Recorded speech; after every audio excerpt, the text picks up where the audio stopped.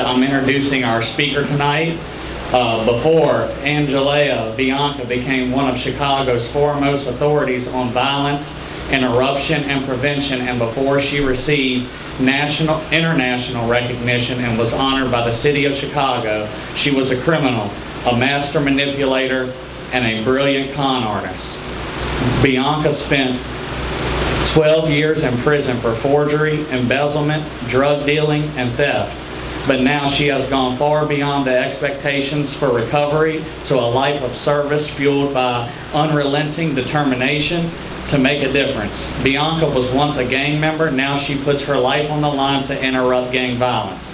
For 36 years, she was a heroin addict. Now she mentors people in recovery. She was homeless. Now she appears as an invited guest speaking across the country and around the world.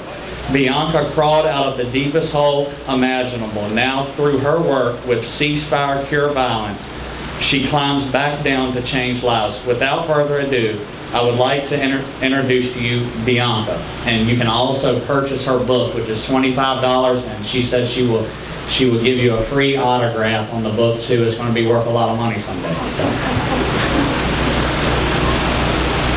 Thank you, Ryan.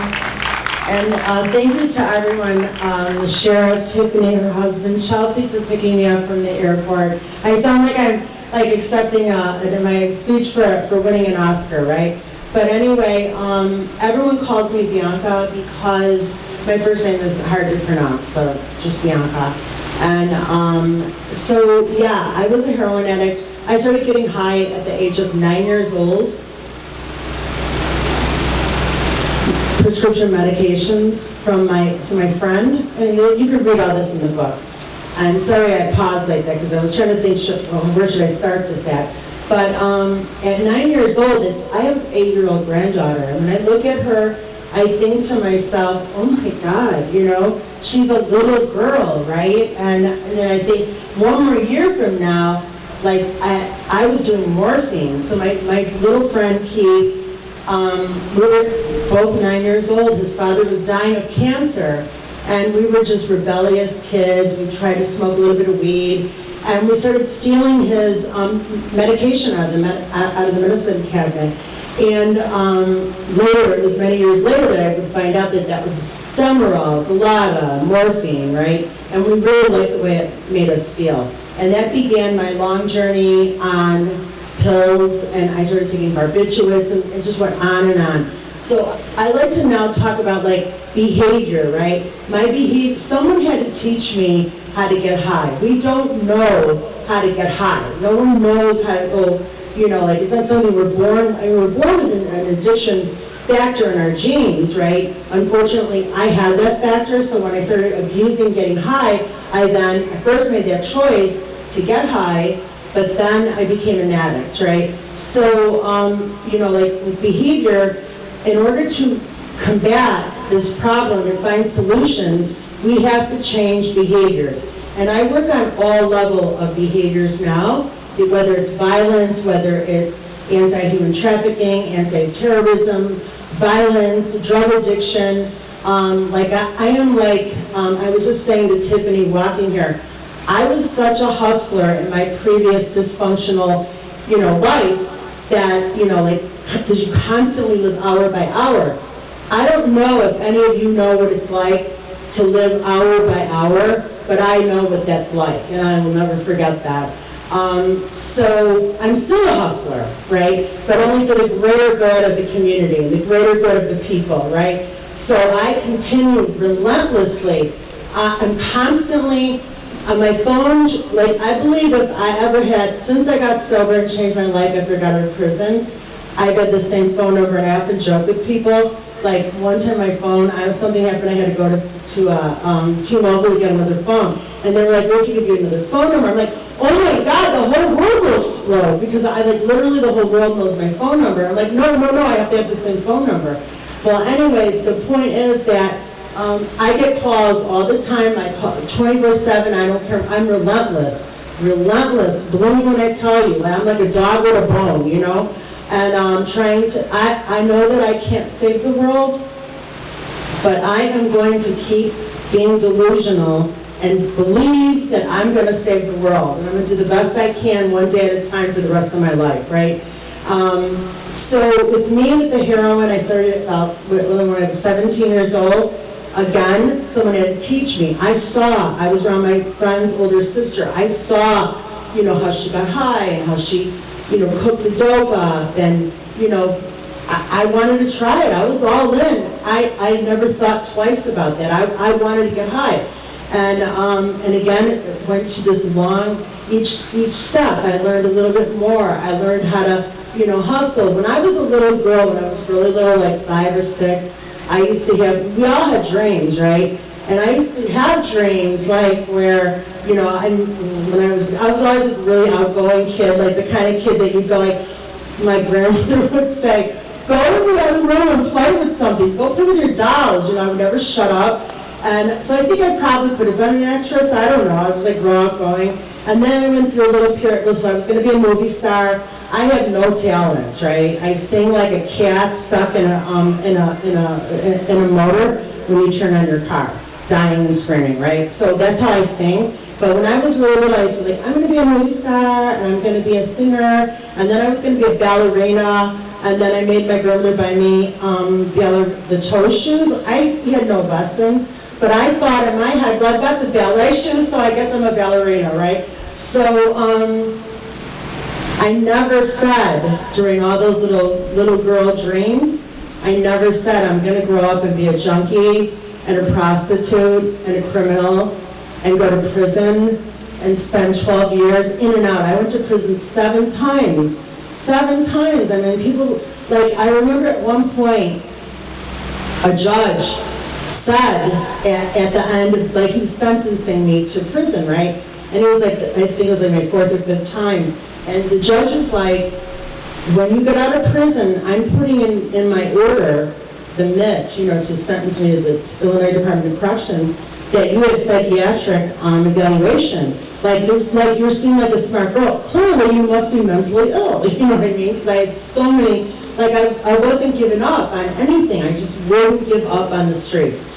And I believed, and this sounds so crazy now with me being sober all these years, but I believed that I was going to be the first person in the world that was going to figure out a way to live that life and not pay any consequences, right? I was going to do it. I believe that, and I relentlessly try to do that. I tell young people all over the world and wherever I go, the streets are going to win. The system always wins. It's going to beat you down, and that's just the way it goes. I don't care how smart you are. You might get away. You could get ahead of the wave a little bit, but at some point, you're going to fall. And so with me, on my last time in prison, well, so first of all, I've been sober since May 8th, 2010, which is like, oh my God. Like, I never, ever, ever, ever believed that I could go, unless I was like in jail, and I even got smuggled drugs in jail so I could get high. So like, it's like a horrible life to live, horrible, right? And I never ever could have thought that I would have even one day sober, right? That sounded like a real lame thing. Or if I'd say, I would try to talk myself into like, well, maybe you should clean up a little bit. Okay, so just don't do dope for a couple days. Like I could never let go or say out of my mouth, I'm never going to do heroin again, or I'm going to try my damnedest not to do heroin again, right? Those words would never come out of my mouth. People ask me, they ask me now a lot, I get asked this a lot, when do I get that, like urge? And obviously there's no cure. I have the Alcoholics Anonymous and Narcotics Anonymous network, right? And I no longer, like my past life, I didn't know anybody that didn't get high, that wasn't in a gang, that wasn't a criminal, I didn't hang with anyone that didn't do those things. Now it's the opposite, but I still go around those people because I'm trying to pull them out, right? But the thing is that when now people ask me, do I get the feeling like I want to go get high? How do I, resist that or something? And I'm not, my right hand to God, I have never at one time thought, I just got paid, maybe I can just go creep up and get one bag of dope. You know, like before that's how I would think. I've never thought that way. And I truly believe it's because my behavior has changed. The way I think. I no longer think the way I once thought. So I no longer act the way I once used to act. And I believe wholeheartedly that whether it's addiction or violence, it's all a behavior. And by me, I work a lot with, on committees, trying to change policy, for different laws or, something to the betterment of the people. And it all goes back to behavior. So whether you're a gang member, you weren't really born to say, I can't wait, you're not 3 years old, saying, well, I'm gonna grow up and kill somebody, right? So it's all behavior. And I find that, like when I got out of prison, and I'm not a real religious person, but I am very spiritual, and I absolutely believe in God, and I absolutely believe in Jesus, and I am absolutely grateful to God with all my heart that He saved my life and had a bigger purpose for me. And but when I was in prison the last time, my father died when I was in prison, and he died on January 11th, 2011. And the night before, and I don't know he's gonna die, right? Because my family disowned me. I didn't even see them for like 16 years. And nor did I try, because I knew how messed up I was, and I knew I did that, right? So there was not, I thought there's nothing I could do to change this. There's no light at the end of the tunnel for me. So anyway, but my aunt, who never gave up on me, would write me once a week and give me a picture of my kids, or I wouldn't even know what they looked like. And so anyway, so it's 11111. So, and I kind of always was like an undercover geek, even though I was trying to be cool, this criminal and all this stuff and drug addict. And but I always kind of like, I was like kind of smart in school, and I used to like history and all this type of stuff. So I'm in my prison cell, and I'm talking because we were like in a dorm.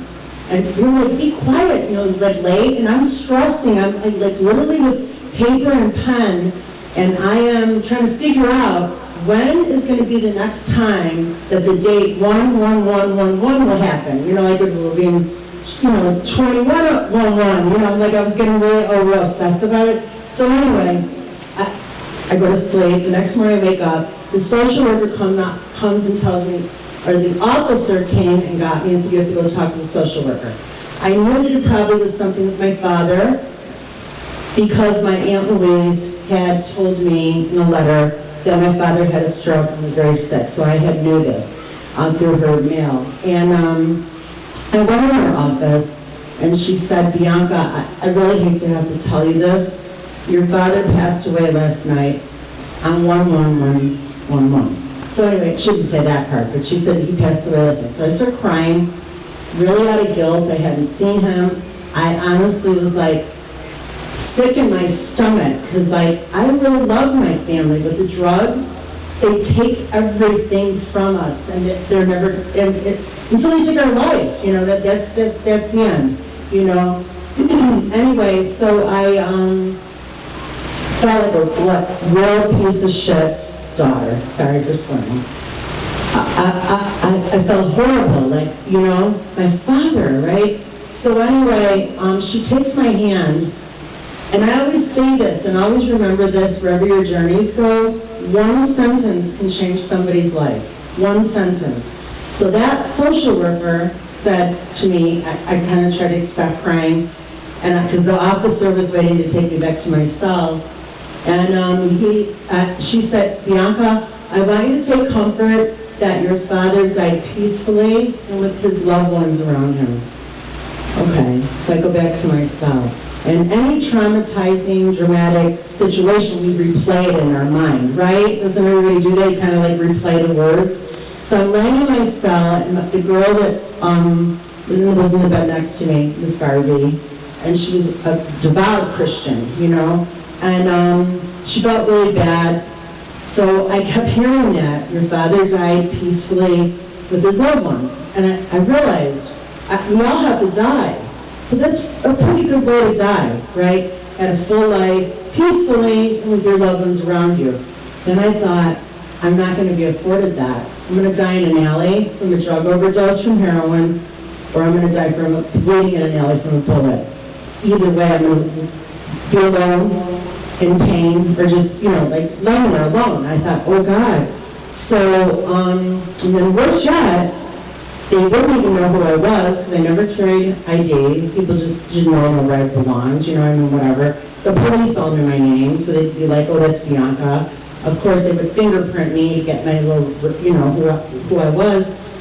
But would they know where I belonged from a million years before that? And worse yet, I was thinking my family might say, we already grieved her, just do what you want with her body. Even though I've reunited with my whole family and I have grandkids that drive me crazy and I love every minute of it, but I say that to them now.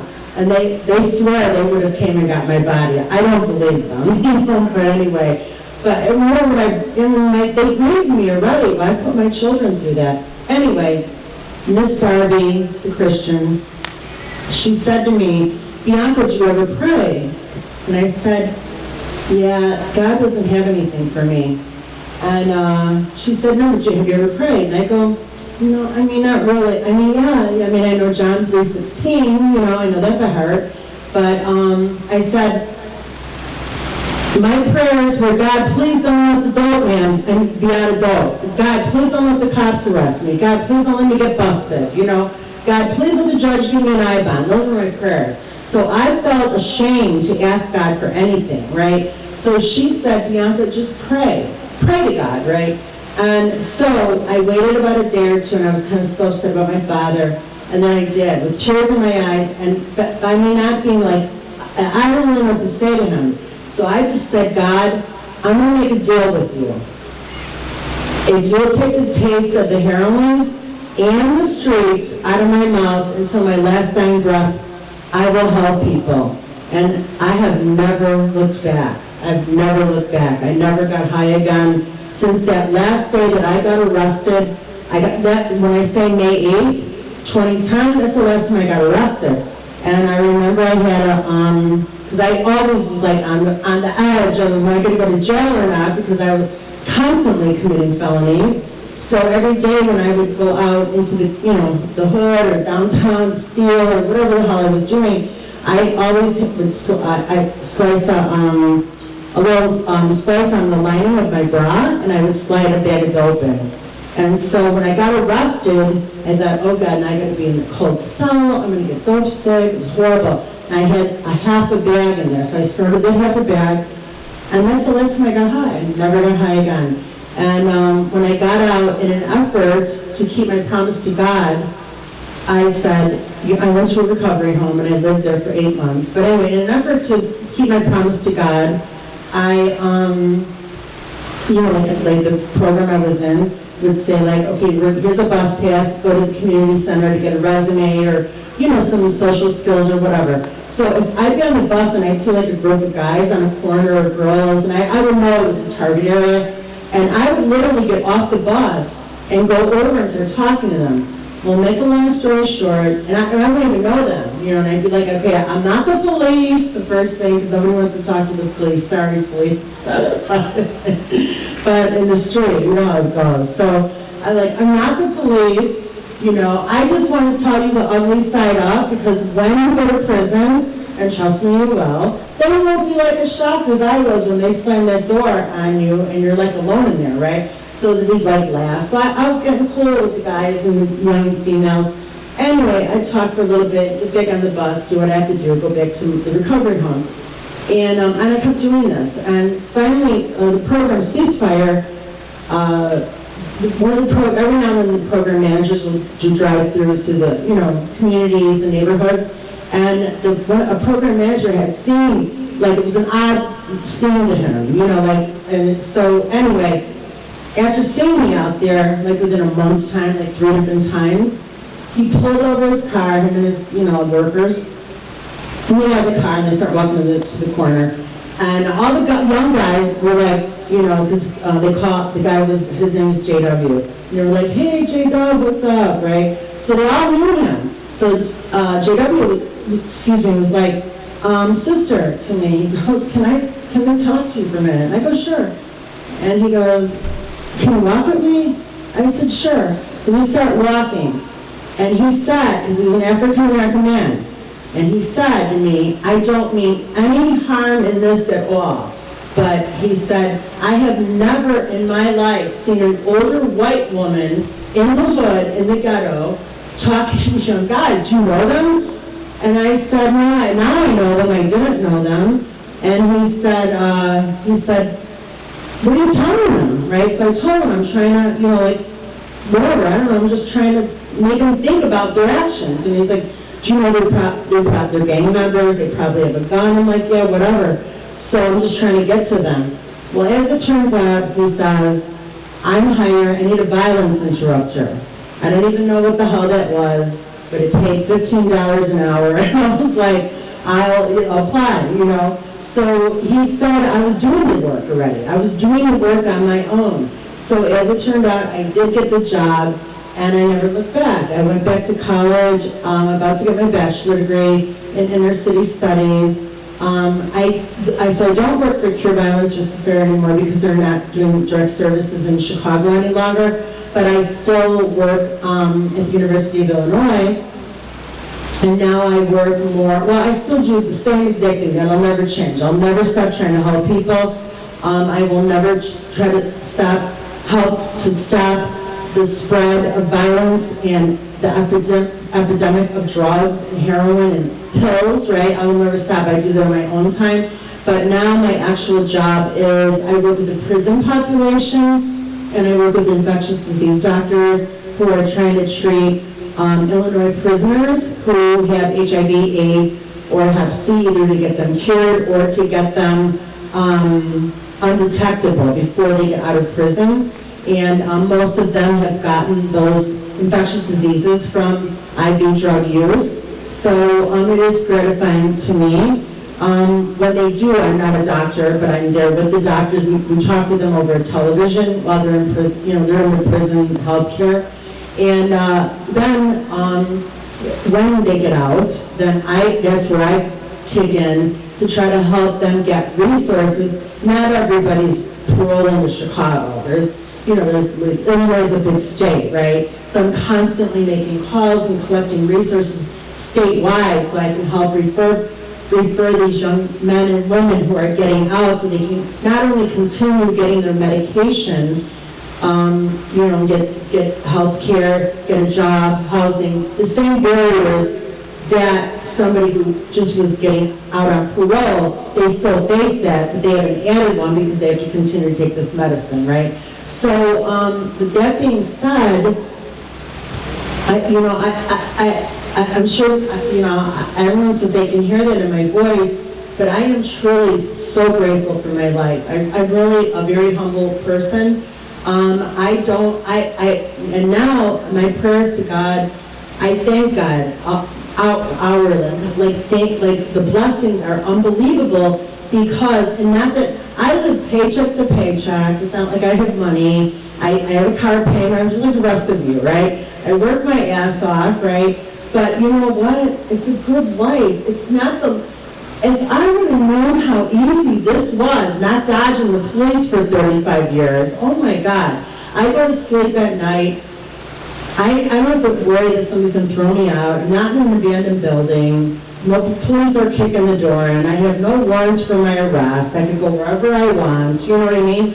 I just go to work. I go home. I watch Andy Griffith. I watch MASH. And I watch Star Trek. And I'm a happy camper, right? So, but the thing is that my life had gotten so bad that in the beginning, you're ripping and running, and you're making money, and you're high and partying, and you're like, you don't care about anything but what you're doing.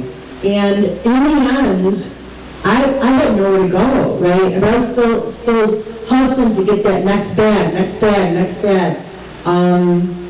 I was like sleeping in abandoned buildings, like even some like horrible, where no electricity, right? Boarded up, where I knew they were infested with roaches, right? Infested. I don't even freak anyone out, but I'm really honest about my life. And where I would try to get enough to as high as I possibly could, and then I'd put tissue in my ears because I thought as soon as it starts getting dark, I have to be as high as I can so I not only could pass out, because I knew the roaches would start crawling on me, right? And I would put tissue in my ears because I thought I don't want them to crawl in my ears. I don't know what that meant, but whatever. And now when I look back to even think that I was willing to live like that, right? I never even thought about it. I was so messed up of years and years and years of opiate abuse.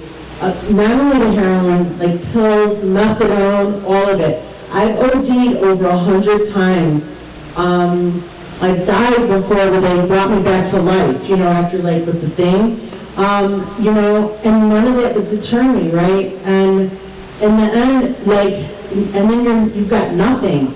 Once I changed my life around, and as time keeps going, and I continue connected with my network in Chicago, I go to meetings sometimes, if I were going to be here, if I wasn't leaving in the morning, I would ask someone to take me to an AA meeting here, I've gone to AA meetings in other countries where I don't even understand the language, but just to know that I went, I feel like I want to meet the whole world now, and I want to know, and I want to know everybody's story, right?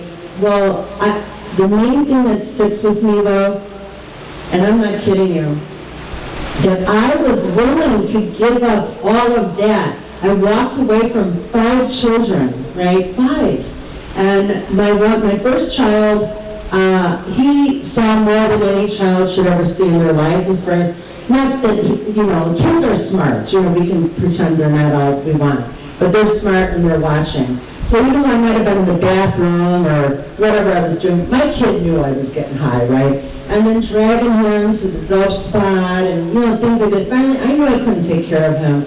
And my grandma took care of him. And then I ended up having 4 more children, so 5. So thankfully, they took my children. And, I freely said, I'll sign them over. You know what I mean? Because I knew they're sad, but again, I'm honest.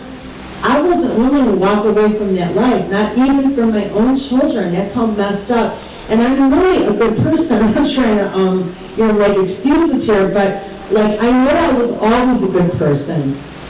Anyone who has struggled with heroin addiction or opiate addiction, alcoholism, it takes all that from you. I don't care how good of a person you were, there's no way you can think beyond the next drink, the next pill, the next drug, right? It's just impossible, right? And I work with people now. I got a couple of guys I'm working with. Finally, the one kid, he's 24, and he got sober. He's a heroin addict and opiate pills, pain pills, and I got him sober through a program, and his aunt chimed in to help. So we're really, working with this kid. And now I see him a couple of weeks ago, right? And his name is Ryan. And I said, Ryan, I need you to help me move some stuff. I'll pay you, because he's a good kid. Yeah, okay, Bianca. So I get a little truck, and he's helping me move some stuff out of my house, him and his friend. And he said, I smoke a little weed. Okay. And then he goes, and I drink here and there. Not much, a beer, maybe once a week or something. Okay. So after we're done moving, I go, Ryan, let me tell you something. January 1st of 2020 in Illinois, marijuana will be legal, recreational, right? So does that mean that I could say, oh, it's legal. I could smoke a little bit of weed. Alcohol is legal. I'm trying to explain this to him. It's going to end badly, right? So if I were to say right now, I'm going to drink 1 beer a week, that's going to go to 2 after a couple more weeks. Then it's going to go to, you know what, my guard's going to be down low enough where I'm going to say I'm going to go get what I really want, and it ends badly. So I'm still working with this kid, and everyone, keep him in your mind, because I'm trying really hard. This kid is hard-headed, and I don't want to see him fall again. But You know, I don't, do I have, because I know I only had like 30 minutes. How much time do I have left? How many? I can't hear you, what? I'm good, okay. All right, so actually, it's funny because, none of you would be here right now if you didn't have a passion to try to help your neighbors, right? None of you would be here. I don't believe that. I don't know any of you personally. I feel like I've known Tiffany for all my life, but but the thing is, to come to these kind of, events, you have to have some kind of passion in you, whether it's for your neighbor, a family member, a cousin, your stepsister, whatever, somebody, right? Or you just care about your community. You don't want to see your community ravished with crime and drug addiction, right? I mean, we have to live in these communities, right? So I always say, like, with good people like you, I think that, the main thing, we just can't ever give up.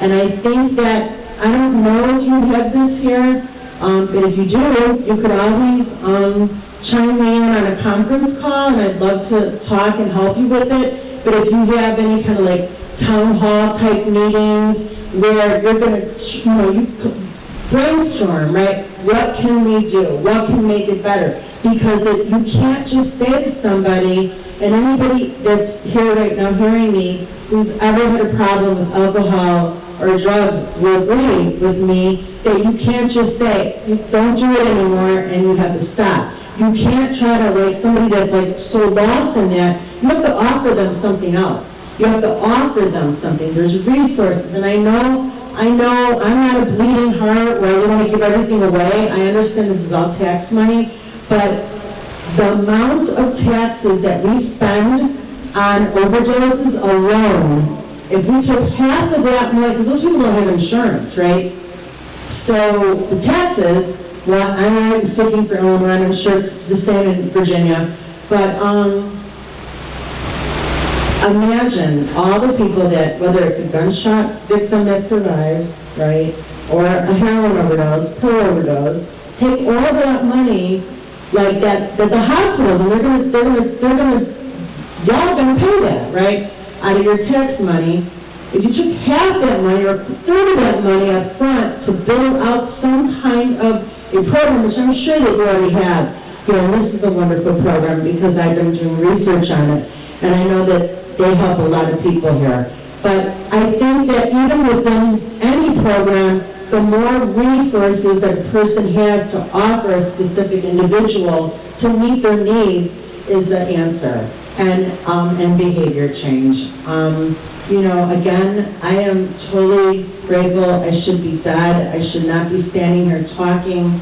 If you did want a copy of my book, it's not a big deal if you don't, but if you did, put your seatbelt on, because it's brutally honest. I tell it all. Where people, I have women come up to me, like at the University of Illinois, like doctors, female doctors or professors, and they're like, oh my God, I cannot believe you admitted that you did that. And I'm like, well, I can't tell half a story and help somebody, right? I have to tell the whole story.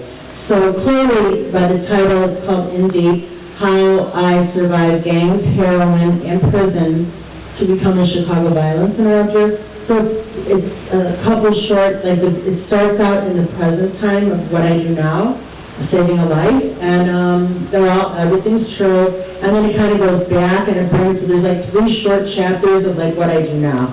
Anyway, and most people say they read it in 1 or 2 sittings, they can't put it down, and it is like, everyone says to me, it's like horrifying. It's horrifying, even if you've never known a drug addict, People say they laugh, they cry, they are terrified, they say, oh my God, this girl doesn't learn, And one thing that everyone says is that I didn't write the book saying, like, I'm a victim. I'm not a victim. It's not because of my mother or my grandmother or my this or that, or because, whatever. Like, I take full responsibility and accountability for the choices I made. I make no excuse for them, no matter how horrible that they were, but also I'm no longer that person. I am not the person I used to be.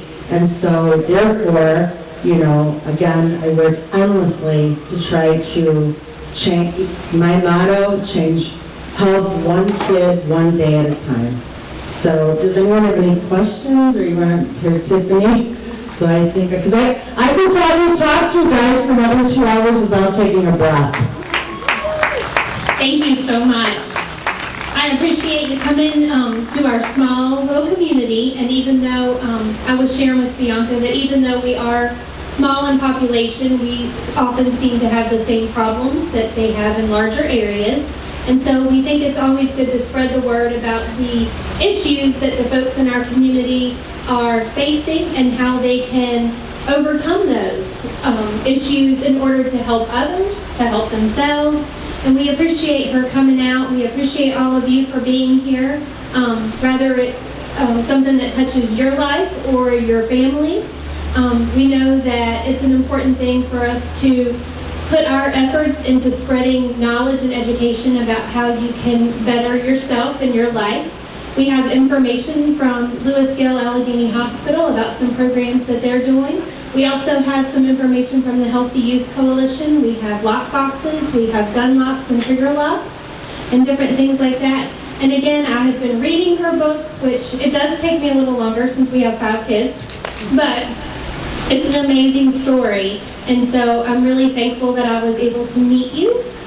It was fate that we came together because I followed a hashtag recovery, and there was a story about her book, and so that was how she came about coming to our area. Yeah, it was God. I think it was. And we share the same birthday, so there's so many things coming into play here. But I do want to remind everybody that we do have some amazing prizes.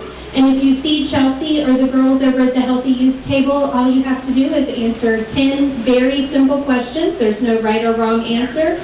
And you can win anything from a hoverboard to a smart TV. We also have multiple gift cards. So the longer you stay, the better your prize will be. And keep your phones handy because we text you to let you know if you won or not. So we're technological every now and then. So we appreciate, thank you for coming out tonight. We're thankful to God for giving us some nice weather for this event. So I appreciate you coming out.